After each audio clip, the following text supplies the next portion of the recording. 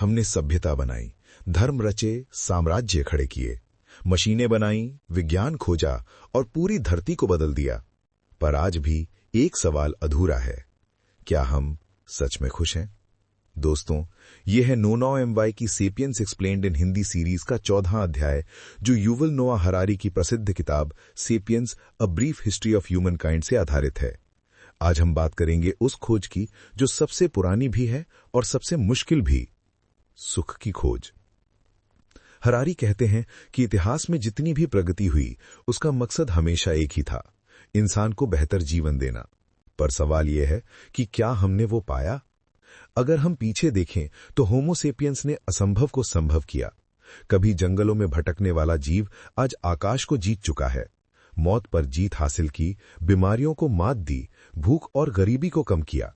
पर इन सब के बीच जो नहीं बदला वो है मनुष्य का मन। हमारी तकनीक बदली पर हमारी भावना नहीं। हम अब भी चिंतित हैं, अब भी असुरक्षित हैं, अब भी किसी चीज की कमी महसूस करते हैं।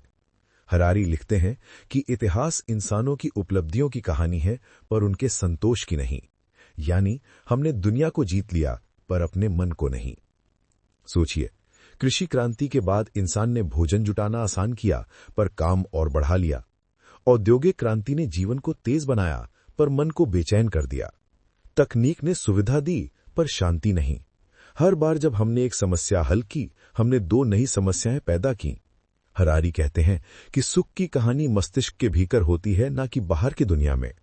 हमारा मस्तिष्क हमेशा तुलना करता है, कल से, दूसरों से और अपनी उम्मीदों से। इसीलिए कोई अमीर होकर भी दुखी है और कोई गरीब होकर भी शांत। सुख हरारी के अनुसार दो हिस्सों से बना है, बाहरी परिस्थिति और आंतरिक अनुभूति। और आधुनिक युग ने केवल पहला हिस्सा बदला है, दूसरा नहीं। हमने बाहर सब कुछ सुधार लिया, घर, सड़कें, तकनीक, पर भीतर का संसार अब भी उलझा हुआ है। एक दिलचस्प बात जो हरारी बताते हैं कि सुख का स्तर इतिहास में बहुत कम बदला है। कृषक समाज का व्यक्ति और आधुनिक व्यक्ति दोनों अपने अपने समय में उतने ही खुश या दुखी थे, क्योंकि सुख स्थिति नहीं, मनोअवस्था है। वो कहते हैं कि हमने सुख को गलत दिशा में खोजा है।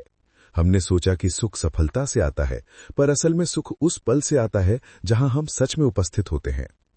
हरारी बौद्ध दर्शन की ओर इशारा करते हैं, जहां कहा गया है कि दुख की जड़ इच्छा है और जब तक इच्छा है तब तक असंतोष रहेगा। आधुनिक सभ्यता ने हमें इच्छा की स्वतंत्रता दी, पर उसी के साथ एक अनंत भूख भी दी। हर विज्ञापन, हर बाजार, हर स्क्रीन हमें यही कहता है कि तुम खुश नहीं हो जब तक तुम ये नहीं पा लेते। इस तरह हमने सुख को एक लक्ष्य बना दिया, जबकि वो एक अवस्था होना चाहिए था। अब सोचिए, क्या कभी कोई जानवर ये सोचता है कि वो खुश है या नहीं? नहीं, क्योंकि वो वर्तमान में जीता है। वहीं इंसान अतीत में पछताता है और भविष्य की चिंता करता है। यानी हमने समय को जीत लिया पर पल को खो दिया। हरारी कहते हैं कि सुख का विज्ञान तकनीक नहीं सिखा सकती, वो आत्मज्ञान से आता है। और यही वो मोड़ है जहां विज्ञान और आध्यात्म मिलते हैं। एक कहता है दुनिया को समझो, दूसरा कहता है खुद को समझो। और शायद सच्चा सुख वही है जहां ये दोनों बातें एक हो जाती हैं। अब सवाल उठता है कि क्या सभ्यता ने हमें असुखी बना दिया है? शायद नहीं। उसने हमें मौके दिए, सोचने, समझने, बदलने के, पर रास्ता अब भी हमें तय करना है। आज हमारे पास सब कुछ है, सुरक्षा, दवा, मनोरंजन, आराम, फिर भी हम बेचैन हैं, क्योंकि हमने क्यों खो दिया है। हम जानते हैं कैसे जीना है, पर ये नहीं जानते किस लिए जीना है। हरारी लिखते हैं कि 21वीं सदी में असली चुनौती भोजन या युद्ध नहीं होगी, बल्कि अर्थ और संतोष की होगी। क्योंकि जब सब कुछ मिल जाए तब सवाल उठता है, अब क्या?